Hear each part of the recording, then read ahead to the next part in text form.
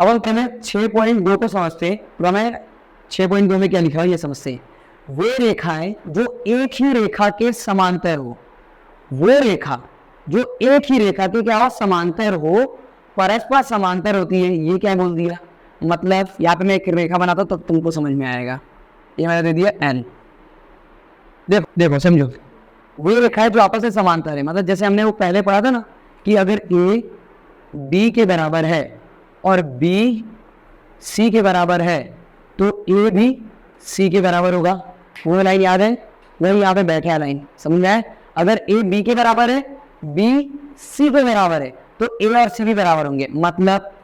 मतलब ये अगर एन एम के बराबर है, एन जो है रेखा एन एम के समांतर है, इधर ध्यान दो, इधर रेखा एन जो है, रेखा एन अगर रेखा एन के क्या है, समांतर है, और जो रेखा एम है वो रेखा एल के समांतर है, तो रेखा एन और एल भी क्या होंगे, समांतर होंगे। ये बात ये कह रहा है, फिर से बता रहा हूं। यदि रेखा एन, ध्यान से सुने, यदि एक रेखा एन है, ये रेखा एम के समांतर है, और जो रेखा एम है, रेखा एन के क्या है, समांतर है, रेखा एन एम के समांतर है, और जो रेखा एम है वो एल के समांतर है। किसके, एल के समांतर है, तो रेखा एन और एल भी क्या होंगे, समांतर होंगे।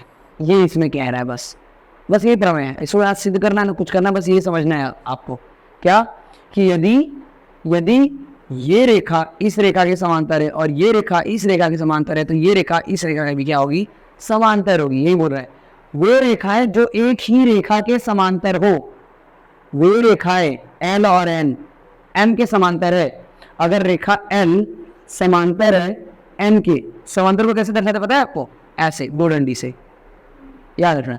रेखा एल अगर रेखा एन के समांतर है और रेखा एन के समांतर है, तो रेखा एल समांतर होगा रेखा एम के।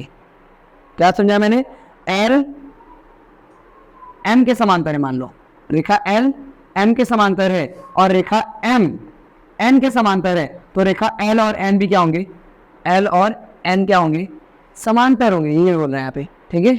मतलब अगर जैसे मान लो यहाँ पे मैंने एक रेखा खींच दी, ये तिर्यक रेखा, ध्यान सुना, देखा, अभी यही प्रश्न में आएगा, तो आपको पता है अगर ये कोण है तो तुम जानते हो ये कोण को क्या नाम दिया गया, ये दोनों कोण को एकांतर अंतःकोण नाम दिया गया।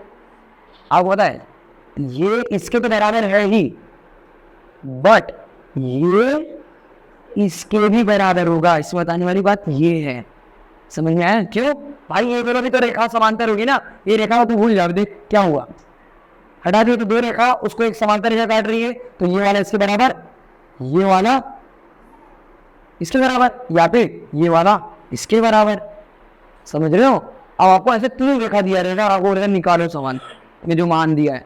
अब ये सवाल करेंगे तो एक्चुअल में आपको समझ में आएगा क्या मैं बोल रहा हूँ, ठीक है। तो ये समझ में आया कि जो रेखा एक रेखा के समांतर होती है वो आपस में भी क्या होती है, समांतर होती हैं।